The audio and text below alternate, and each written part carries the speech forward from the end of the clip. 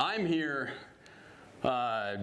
really to just open up some minds, especially to maybe some of the younger folk, and not to tell you what to do or what not to do, but to really just think outside the fence a little bit. And you might think we're crazy, that's fine, most people do, but we're profitable, and that's important, especially important to us.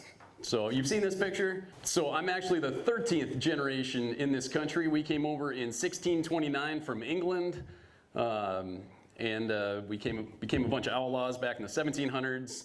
Had to flee to Canada. It didn't work out too well for us because we were spies for the British, actually. And so we fled to Canada, and then after things kind of calmed down a bit is when my great-great-grandfather, like my dad said, went down into Kansas and then back up into North Dakota. But like Claire said, traditionally, farming and ranching, there's one sibling taking over, if any. And so I had an older brother that was taking it over, and so I got the hell out of here. I said, there's nothing here keeping me here in North Dakota. There's a lot better out there. And so I thought, I'm trying to take over the world back then, my early 20s. So I went to Arizona State strictly for academic reasons. If you guys know about Arizona State. And then after that, I went to work for John McCain's family.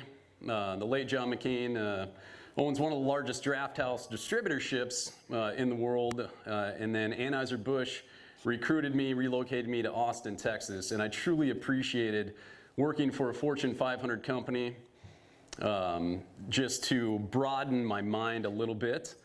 And I was very cultured, or lack thereof, in North Dakota. Kind of had my blinders on when I went down to Arizona, and I learned a lot, and I saw a lot. So, but stepping back, what is agriculture? The definition, well, right here it says farmer. It's a person outstanding in their field.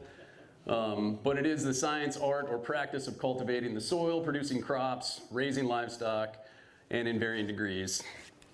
So very basic stuff. This is from the Century Code that I'm not going to get into.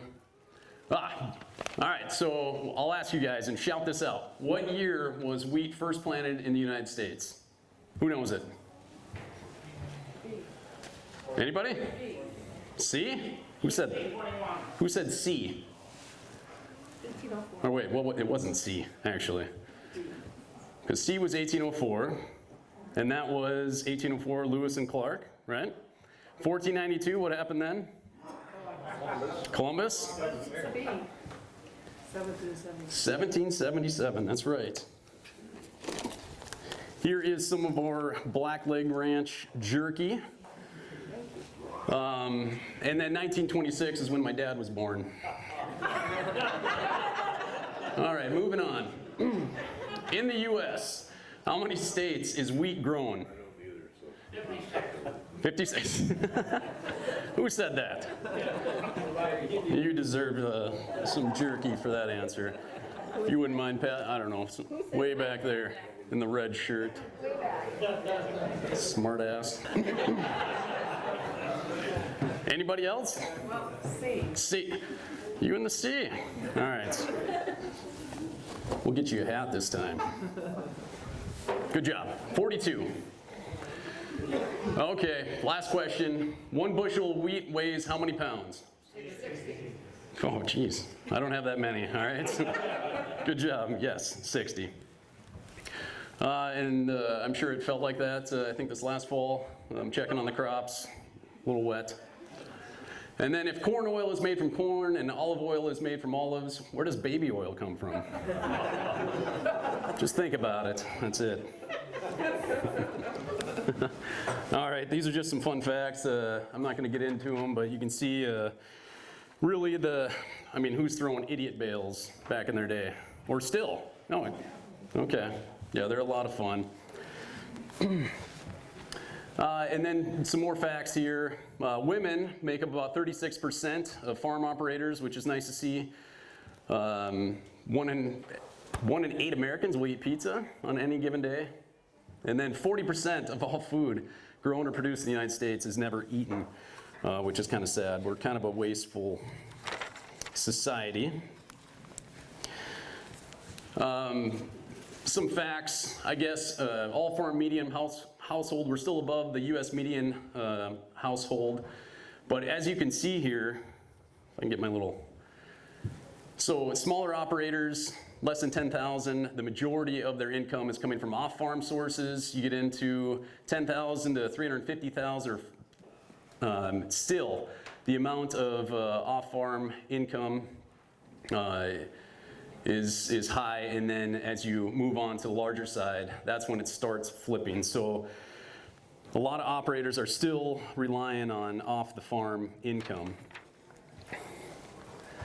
And then this is just gives you a breakdown of just the cash crops that are out there: corn, soybeans.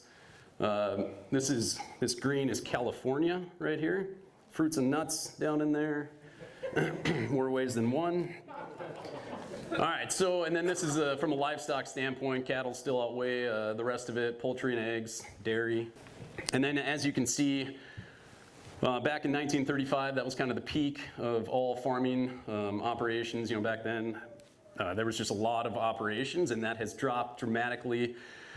A lot of urbanization, you know, more people are going towards convenience. I'm hoping to see now that technology is coming about, that you're seeing more people coming back into the rural communities. But there's some challenges there.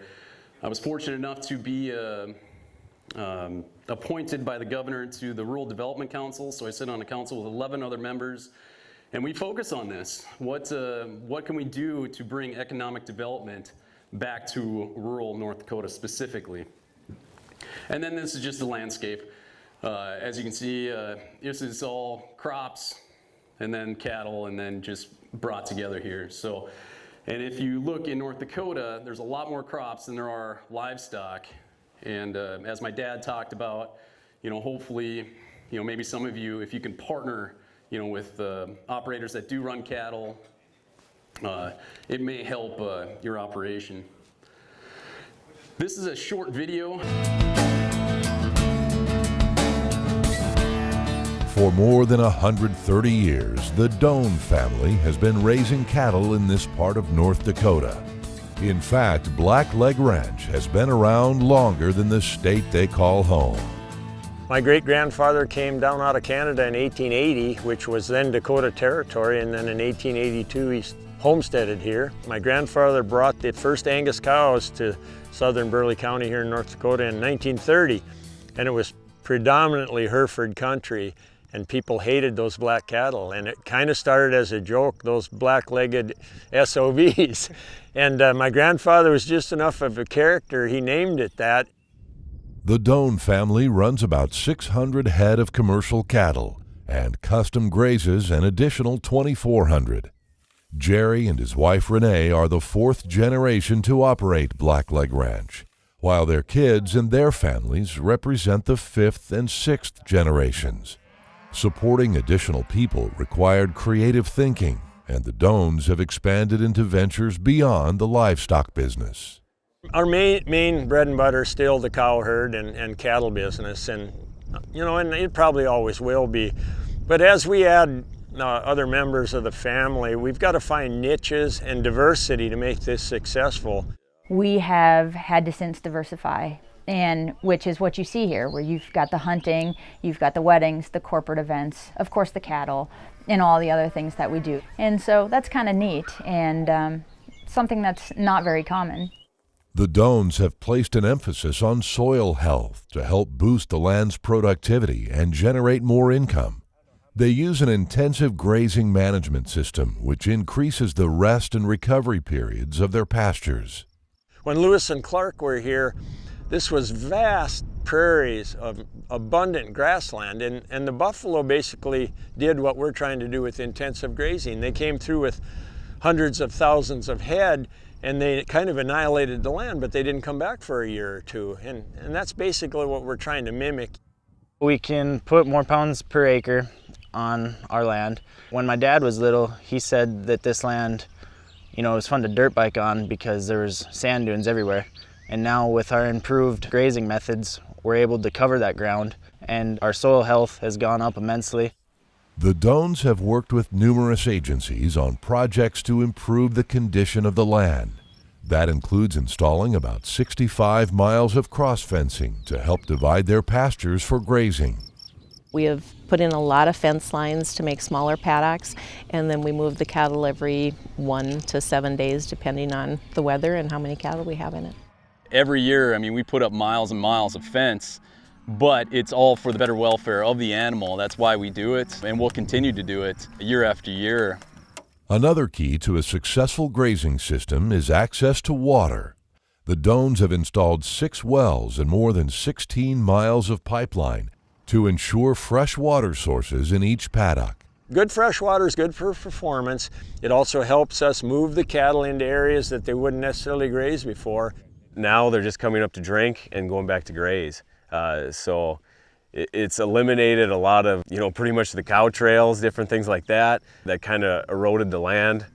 All of these stewardship efforts have the added benefit of enhancing the wildlife habitat on the Blackleg Ranch.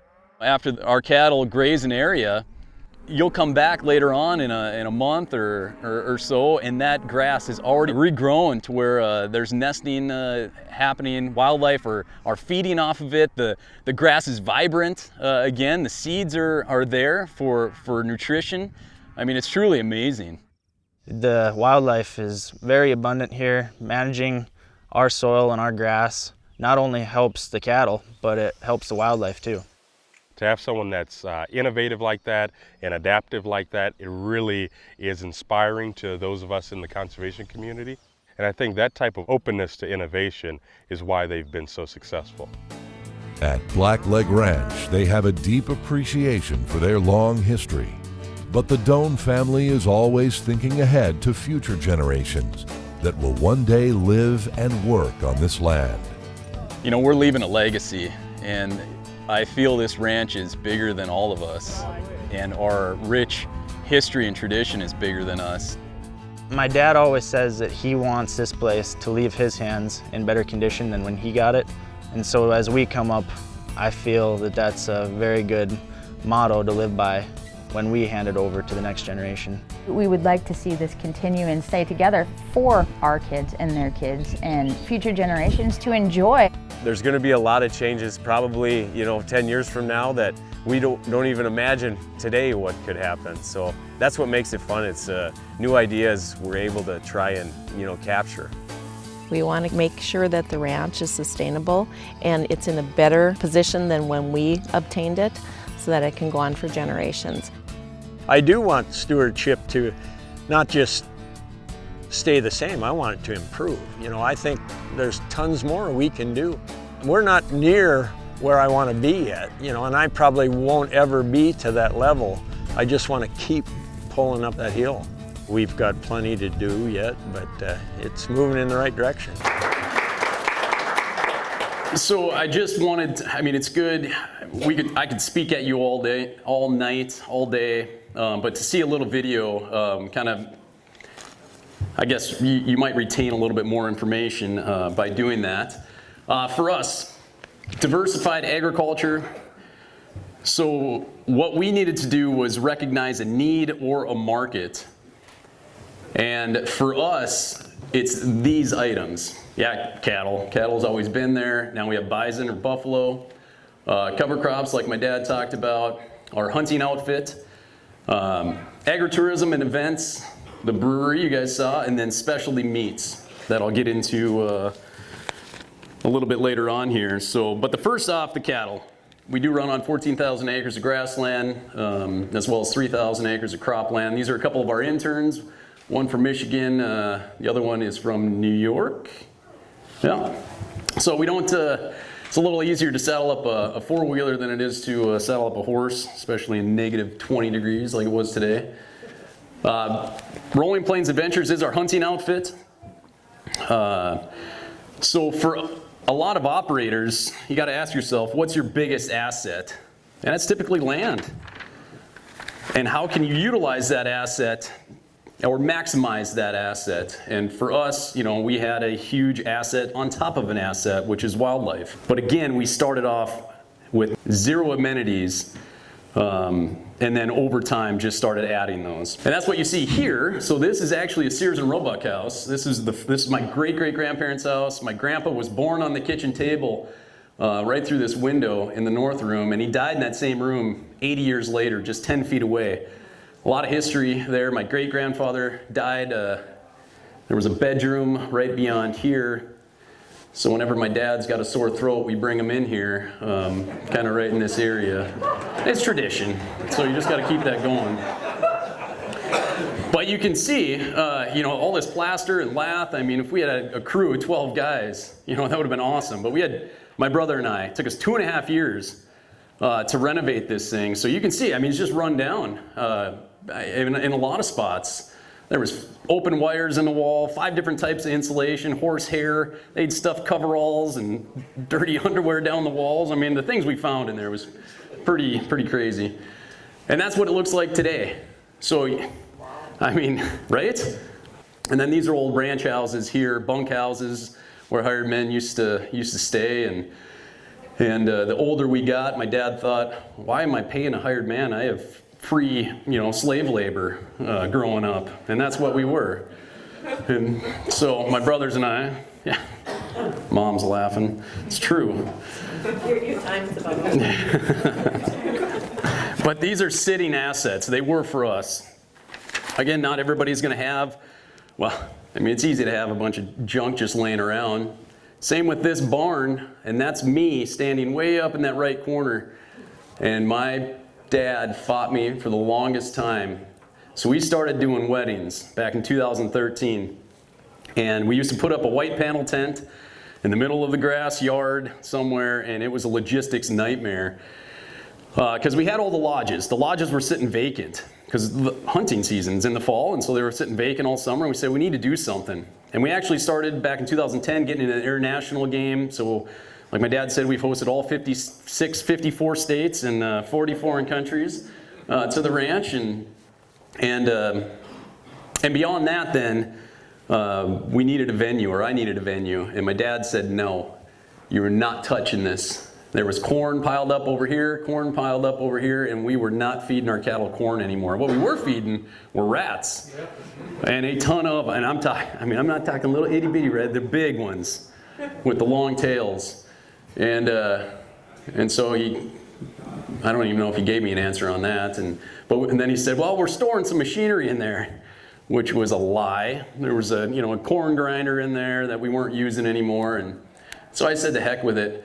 I went up there and started ripping off 3 layers of shingles one day. And I said, there's no going back now. I said, that corn's going to get soaked. Let's get it out of there. And the other thing, changing that traditional mindset.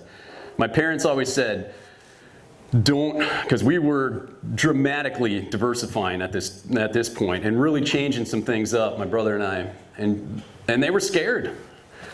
I give them a lot of credit for allowing us to do that, to change, but we were changing so rapidly because we were younger at that point, aggressive, motivated, and they said, do not change our lifestyle. This is our lifestyle you're messing with. And I said, I get that, and I appreciate it. But this is a business first, lifestyle second, because without that business, you're not going to have your lifestyle. And that's what's happening across this country right now, is that it's great. I appreciate, you guys love what you do, or anybody, but make it profitable. And so that's why I'm here. Just look a little bit differently, think a little bit differently versus, what your granddad did and great granddad and my dad and whatever. I mean, just try some new things. So that's what I made that barn into. Now this back part wasn't there. We teed this off, and that was my dad's idea. There is a 40-foot engineered beam. So we took this old Quonset hut that's 136 foot long by 32 feet wide and teed it off and built this pole barn onto it. 16-foot high ceilings. The brewery, and it's kind of hard to see, especially way in the back, that's a 14-foot door that opens up. I know, Claire, you've been there, and that opens up into the brewery. So you walk through that big 14-foot door over on this side, comes into the brewery, yeah, this is crazy. Like, who's got a brewery on a ranch? If we didn't have the amount of people, which we get anywhere from 15 to 20,000 people through our doors annually, Probably not the smartest idea to build this scale of a brewery in a rural area, just because of the foot traffic. It's not going to cash flow. But for us, being production only, we're private event only, it was a good decision. Still hasn't turned a profit, but hopefully it will at some point.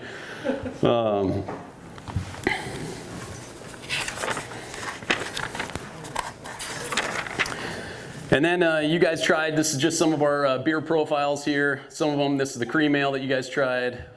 We do have, so we just signed with a distributorship. I was telling a couple of you guys, we signed with McQuaid Distributing in Bismarck to really take it more mainstream, which we're excited about. It's a 15, by the way, this system is a 15 barrel, 30 keg system. So every brew is 30 kegs, which is a lot of product. What are you gonna do with that product when there's not that many events, not that many people? We can't drink it, we've tried. It doesn't work. So you have to distribute, get it out there. But it's fully automated. I can brew from my phone if I wanted to. Technology these days is really amazing. So it's a lot of fun. And then this is the 2-track wheat. I brought specially, we have not released this outside our doors. So this is kind of special for you guys. That I wanted to bring. It's a 50-50 barley wheat profile. That's the grain bill on it.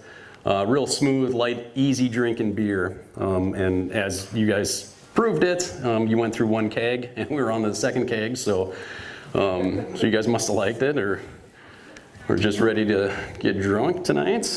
Enjoy it. Okay, and then the next thing, Black Leg Ranch meats. So instead of playing that commodities game, take those cattle, get a paycheck, take those cattle, or whatever. We want to go into more direct sales, specialty markets, e-commerce. That's really what we're focusing on. We can get a high premium then, or any type of premium, above and beyond what we have been getting. So we are grass-fed, grass-finished, bird-friendly. We're Audubon certified, because we do a lot in the conservation, as you saw in the video, beef and bison. So this is in its infancy stage, and my younger brother Jace is the one that's tackling this. So we're excited about it. It's another avenue that we can go into, and again, another revenue stream for our operation. And that's it. We want to throw darts at the wall and see what sticks. We've failed in some things. But we've succeeded in others. But we look at it from a profitability standpoint. It's not going to work for everyone, and it is a lot of work. I get that. And these are 2 of our interns here. This is Cody from Texas, bless his heart. He never came from a ranch, never came from an ag background, and he wants to start a ranch so bad. And we had a photo shoot this day as they're pulling this fence across the creek, and he got drenched and went under, that poor guy. And that's Alex from Michigan here. So with that, I'll open it up to any questions that you guys might have, comments, concerns. Has anybody? So that beef, do you sell locally to around Bismarck, or is that something you're going to have to get out and really reach out? Yeah, so the question is, how much of that beef do we sell in the Bismarck area? And right now, very small. And we don't have to really get out that much right now. So people are there's a demand for it. Restaurants are demanding it. For us, it's baby steps. We really don't want to over-promise and devote a lot of it. So we're kind of just, again, in its infancy stage, to where we can sell direct e-commerce as well, because we're getting requests all over the world. We're fortunate enough that we have kind of a somewhat of a presence outside of North Dakota, which is good for us. But how to accomplish that? Logistics come into play. Yes, sir. Do you process the meat on the ranch then? No, hazing. Federally inspected. Yeah, federally inspected. Do you have that at the ranch, or do you ship it to somebody else? Yeah, we would probably lose our tails if we tried to do that. It's a complication that a lot of producers run into. So, Schweitzer's gourmet meats. We've used them as well for some of our bison. Where are they located? Schweitzer's, just south of our place. Moffett. Yeah. They're state inspected, not. Oh, they're state inspected. Okay, well. I try and stay out of it. I have enough, with the beer and such. So my younger brother would have, I guess, addressed that, or my dad, I'd defer to him. Other questions? Any moment to talk a little bit about the family dynamics, because I'm reading you, and you're a heck of a guy to try to deal with. Hey, I'm going to take that as a compliment. Very aggressive young man. Yeah, well, I appreciate that. So the comment was family dynamics. That is tough. And I could go into this. This is, and hopefully I don't overstep a little bit. But yeah, so communication is one of the hardest things, even for us. Communication is key. Trying to get everybody on the same page. So back when I came back in 2008, and my brother and I, we were kind of on the same page, and that's when we were just construction. Let's demo, take a sledgehammer, start knocking down walls, and it was fun, and we had these big dreams and ideas, and now there's another brother in the mix. And he was born in the wrong century. He really is a traditionalist. He doesn't like people people coming to the ranch that much or as often as they are. So trying to get everybody on the same page is very difficult, and to align with our business plans. And we fight a lot. But I always say we don't fight as much as we used to because we're too busy. Let's push it back another month, like pump the brakes. Yeah, that's one of the hardest things. Now, the one good thing is that we're profitable, and so that helps. So we can see, okay, we're making X amount on this side of the business, and that's exciting. When you have excitement and people looking forward to that, it helps.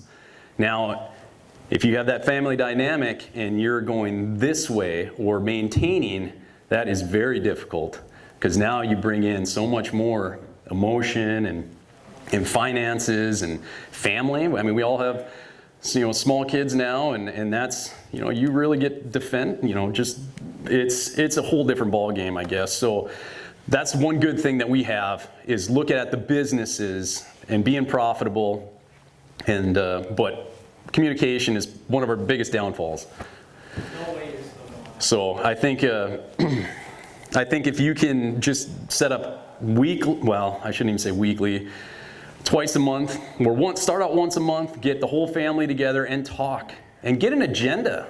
Stick to that agenda, because there's too many times when you come into the room, and my older brother, he's one of them we talk all the time. We just talked in front of the shop. And we figured it all out there. I said, yeah, well, Jace wasn't there. My dad wasn't there. It was you and me. So they don't know what's going on. Let's sit down. So I credit, coming from the commercial, corporate background, communication, meetings, and structure were extremely important. And we haven't mastered that. And I don't have all the answers. I don't pretend to have all the answers, but I think that's one of the most important, is being structured and making sure everybody's on board with that. And I think that's a good start, because once you can communicate and get things all on the table, then hopefully you can keep going forward. Yes, sir. How do you work it though with your wives? I mean, that's an important role in your life, but I mean, they'll throw you a question, all of a sudden it's, you know what I'm saying. Did my dad tell you to say that? So the question is geez, are we getting into it right now? So the question is, how do the wives work into it? Oh, now you've just amplified it by 50,000. That's hard. That is extremely hard. In a perfect world, how I would love to see it is they're all involved. Because I've already have ideas of businesses that they can be in on the ranch, diversified, and it's their own deal that coincides with the rest of the operation. And that's the one nice thing, is all these businesses, they might overstep a little bit, but they do complement each other.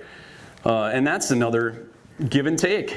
I mean, so at one point, all the wives were working off the ranch, had great jobs, great benefits, state benefits even, which was awesome. None of that's, none of that's available anymore, and that's expensive. So yeah, my wife's a full-time stay-at-home mommy now, and bless her heart, I couldn't do it. That is a tough job, but that was the right decision for us. Beyond that, yeah, that's a hard one. That's a very hard one. But like I said, in a perfect world, I would love for them to be involved, have a say in it as well. And so I'd like to run this ranch as a board of directors, more like a corporation. Everyone has a say, a voting, and not so much a voting right, but you have the board that has voting rights, and then everybody has a voice. Communication, like I said. It makes them feel a part of it. Ma'am? Well, I was just wondering if you all live right on the ranch or real close to each other, or? Well, that's another thing. Question is, do we all live on the ranch? No. So at the time, yes, in a perfect world, that would have been great too. So when my fiance back then, maybe, or girlfriend or wife, we're all three. I'm just kidding. So at the time, no, it was way too close to be next to mom and dad. You need to get away. And so for us, actually only one of the brothers lives on the ranch, on the southern part of the ranch. The rest of us, my sister included, we all live off the ranch. It is nice, and this creates some animosity as well. You know, my dad always said, well, you guys aren't out here. Cows are out. I have to deal with it. I, meaning him. I get to go away. You know, I leave the ranch and go. I live in Bismarck, which is nice for the time being. Yes, sir. Well, I'm glad to hear you say those wives are equally, they have some say, you know, after all, they fix a meal, do the laundry, give birth to their children, and raise them with you. They have some say in the operation.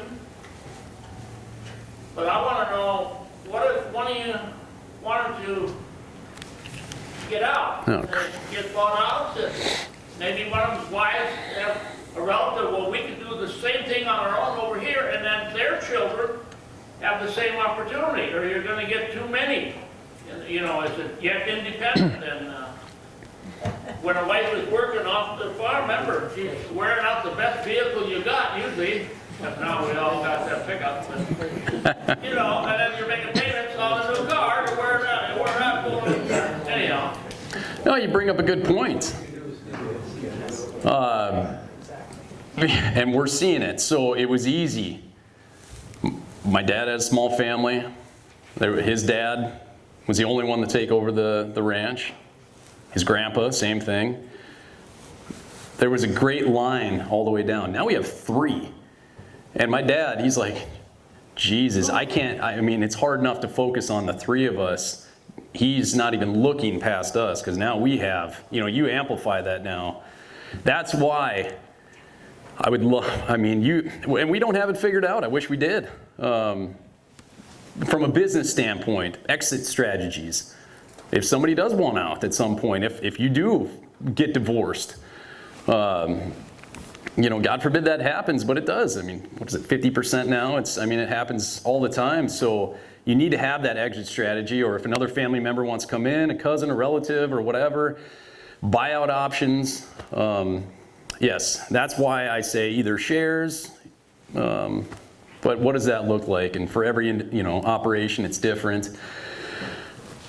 Unless, Dad, you have a different opinion. I'm sure, I know you do. Well, just we're working on all that, but it's a work in progress. We were just talking, you know. Jerry. Oh, well, I don't need to jump into this, but we've been working at this for a long time, and it's a work in progress. As all of you that are in family situations, it's hard. We just were talking about, you can't look at a crystal ball, obviously. But one thing we're doing, is we're setting up land entities. None of these kids are going to own land personally. And we're going to make it, and I can't make it perfect if somebody gets divorced or wants out, but I can make it so it's a lot better. My fear has always been one of them leaves, and then it messes it up for everybody else. And so we're setting up a number of LLCs. We've got part of them done, part of them aren't. I don't know if it's a perfect world. I can only do as much as I can do at the time. A good friend of mine that's in the financial world said to me one day, Jerry, you're looking for perfect, and it's why you don't act and you can't find perfect. And once I realized what he said, it made sense, and I started to move. And then he said, just keep changing as you go. I thought that was probably the best advice, because there is no perfect. It's dynamics, family dynamics, and then, you know, this whole discussion about, and we've had quite a bit of, we're trying to do our twice a month meetings, and sometimes we don't do the greatest at it. But we've got to get the four of us really working together good, and then you step out and bring in, you know, the wives and things. And I agree, they need to be brought in at some point. But we're still struggling through some little issues on, you know, the one thing I'll say is these entities push on each other a little bit in an operation. You know, who's more important? What, you know, there's cows to be worked, but there's beer to be brewed. So who's more important? We can all agree. I mean, come on. Let's not kid ourselves here. It's funny, but you guys understand that. So anyway, go ahead, Jim. Claire. Okay, but you might not be able to let cousins in there, and you really got to be careful so that in a death or stuff that there isn't just a whole bunch of legal stuff. Yeah. Oh, yeah. You really got to be careful of that no one can end up with anything. No, I appreciate that. You bet. Would you mind sharing some enterprises that failed or didn't turn out so well? Sure, yeah. Yeah, some failed enterprises. I talked a little bit about this in the back, and so one of them real quick, that we've kind of, so we were gonna do a winery, and thank God I didn't do a winery. So my background was not in winemaking at all. I bought all these tanks. Man down, there was a vineyard that went out, and I went over and I tore down 700 vine posts, and so they're all stacked up in the back of the barn. But it was because we were doing a weddings, and I'm like, oh, the brides, they would love to, you know, we can't. I mean, it's hard enough to grow a decent fruit crop in North Dakota, early freezes, hard freezes. And so we were joking, you'd come out with this dandelion, you know, apple, whatever, you know, wine, and you call it wine, I guess. And so it's just not something that I wanted, that it was a dumb idea. And I was stubborn. I said, because I bought everything already, and I said, I'm doing it. And they said, what? You know nothing about wine. So that was a fail. I pivoted, thankfully. Good choice. Yes, good, thank you. And that happened, and I learned from it. Didn't lose too much on it, actually, so that was good. The other one so this whole international tourism, great in theory. We're the only all-inclusive guest ranch in North Dakota, and it's not a good thing. I wish there was 2 of us or 10. It would bring a bigger market to North Dakota. North Dakota is a flyover state. Somebody coming from outside of the United States, they're going to go to the top 10. Which is frickin' California, New York, Florida, Texas. You know, you start getting out. And then if they want to go, all right, let's be a little bit more adventurous. Let's go to the Dakotas. And they go to South Dakota because of the faces on that little hill down there, you know? Yeah. So, so I guess that one we've really scaled back because it's a lot of babysitting. When you get some wannabe wranglers coming in riding horseback, and we got some, you know, rank horses that are going to throw them if they don't know what they're doing, or, you know, and at first we were saying, all right, we're going to come in and we're really going to tailor to you as a guest, and that was tough, and we let them kind of dictate whatever they wanted to do. Then we've kind of switched again. We said, all right, you're going to come in and you're going to work on our ranch, and you're going to pay us. And they pay quite well, and we charge, because I said, I don't care if you don't come, but if you do come, you're going to pay. And we were charging close to $2,000 for 5 days per person. And so, yeah, you get 10 people. It's a good chunk of change for 5 days. But again, a lot of babysitting. And you got to go back behind and, you know, redo what they just did. And so it's just, And then trying to get everybody on board because we're working cattle or we got something else going on. And so that was kind of a business that we've really scaled back on, keeping good horses that, you know, a 6-year-old can jump on that's never seen a horse before. That was tough. Beyond that, any others you can think of? Not that we want to talk about. Yeah, not that we want to talk about. You know, I will tell you, when I was growing up in 6th grade, so my mom, who's sitting up front here, you know, we're cattle ranchers, heavily farming back then as well. You know, which I always tell the story. When I grew up poor, late 80s, early 90s, 10-year drought, high interest rates. We were heavily into farming, had all this machinery. I mean, I barely made it to town once a month. Had to walk to school. You know, it was terrible back then. Some of you, yeah? So, anyhow, so 6th grade, my mom comes home and she's like, tells my dad, I went to an auction and I bought a business. And my dad's like, oh God, what'd you do? And so, which is true, she came home, she bought an arcade business in Bismarck, made the front page of the Tribune. It's like, what are we doing getting into the family fun entertainment business? But it was a good price, and you're not gonna pass up a good price at an auction, right? So you buy it, and she did. And so for 25 years, we were in the family fun entertainment business in Bismarck. Which was great. I mean, it taught us a lot growing up, being in the food industry, customer service industry, being in front of people. So great way to diversify. That was probably the first diversification. And she did great. I mean, we had one business. She built another business after that, added a third, and with a pizza business. And so it was a lot of fun, and she was successful at it. But none of us wanted to take it over because that was well, we had other things going on, but there was a lot of opportunity because having something for kids to do in these communities a lot of times is lacking.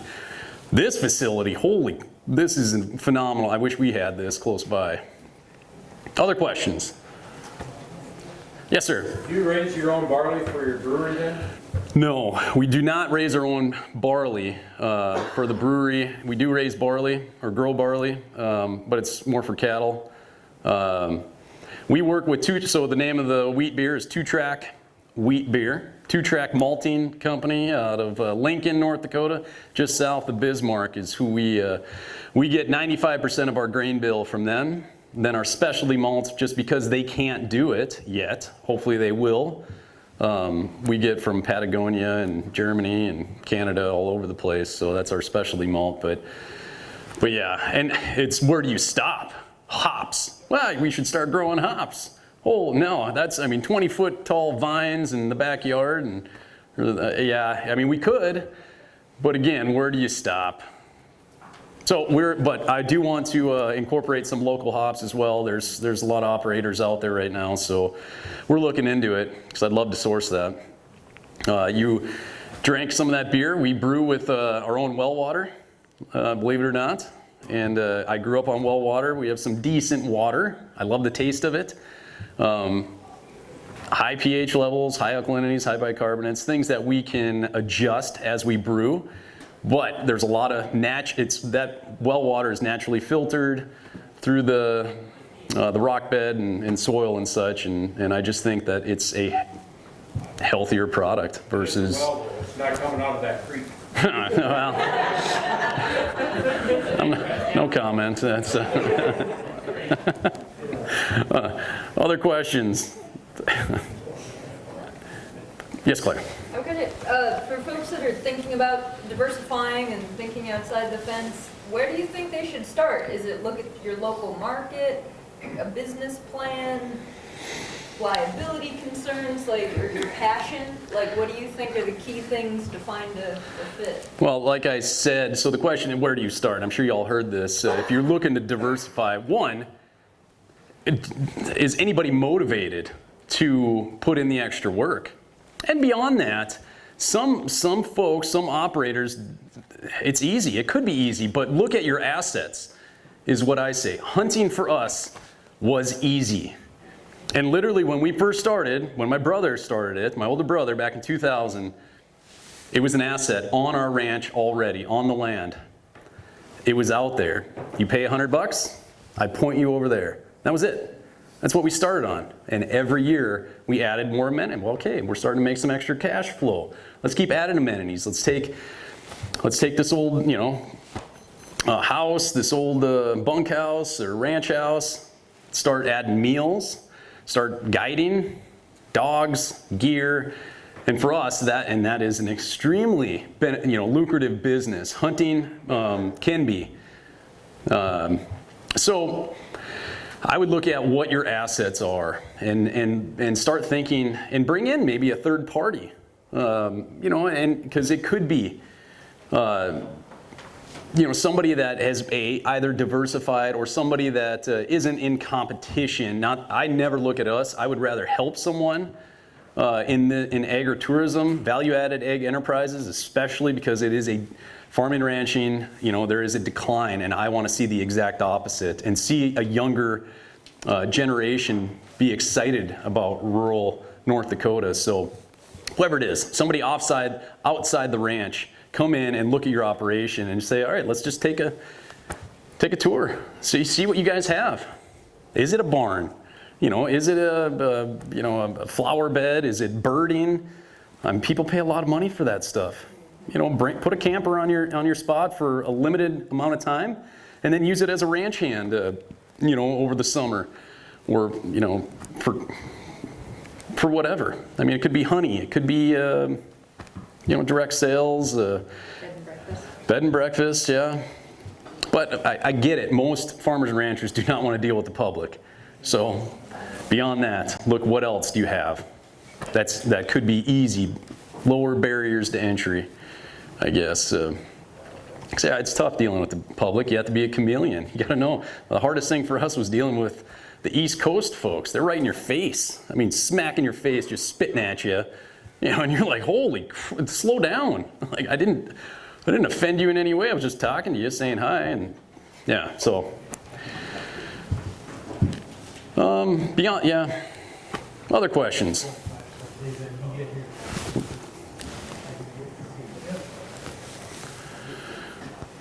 Yes, sir. Just quick, Absaraki, West McGilling. It says bed and breakfast, Absaraki, bed and you cook the breakfast. Oh, bed and you cook the breakfast? That's a real two-seater. Oh, well, that's good. Right in the name. Right in the name. Well, you know where they stand. Yeah, try to do, whatever you can do profitable with little amount. And you may, again, pivot. Try something, and if you see it's a lot of work for the outputs that you're getting, try something else. For us, if it's not making us money and lucrative, what's the point? This brewery, like I said, if we didn't have the people coming to us, what sustains that brewery, the amount of other corporate events, weddings, the diversified events that are coming to our place. And you can get quotes or rates. We get $10,000 a weekend for a wedding. One of the biggest comments we get, and when people come to our ranch or they walk into the barn and they're like, holy shit. And then they say, this should not be here. This barn should be down south in Texas or somewhere. And I always say, for God's sakes, give us some credit. We as North Dakotans can build something like this. I'll throw wine and grape, the wine and grape conference under the bus a little bit. And I guess they've changed some board members, so I'm fine. But when we were thinking about doing this winery, we went to their conference or their big convention, and it was in Bismarck, and I invited my brother, and we're a new operation. And we said, all right, they're going to be arms wide open. How can we help you? It was the exact opposite. Nose is in the air. We have the best wine anywhere, even over California. And I took that to heart, and I'm like, you know what? We're going beyond what you guys think you are, and we're going to either go regional or national. And so I always look at it that way, because you'll find a lot of negativity, and we did with the hunting outfit, and you prove them wrong. And this is what my dad talked about, what your neighbor thinks of you. Who cares? He's always going to think that, whether you do this way or that way. I mean, they're going to think, I mean, they always do. Who cares? Go above them. Go beyond that. So, but no, I mean, we don't have a group or anything. Young professionals, there are some.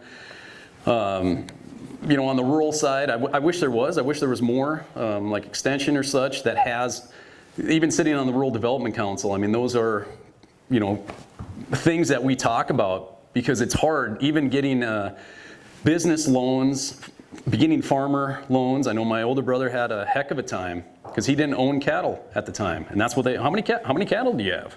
How many acres do you have? Well, then you can't be a beginning farmer. You got to own some cows first. How can I be a beginning farmer if I don't have an operation to begin? Take a chance, right? Isn't that what happened? Bank of North Dakota? So it's tough. It's tough. And that's, I mean, we're transparent.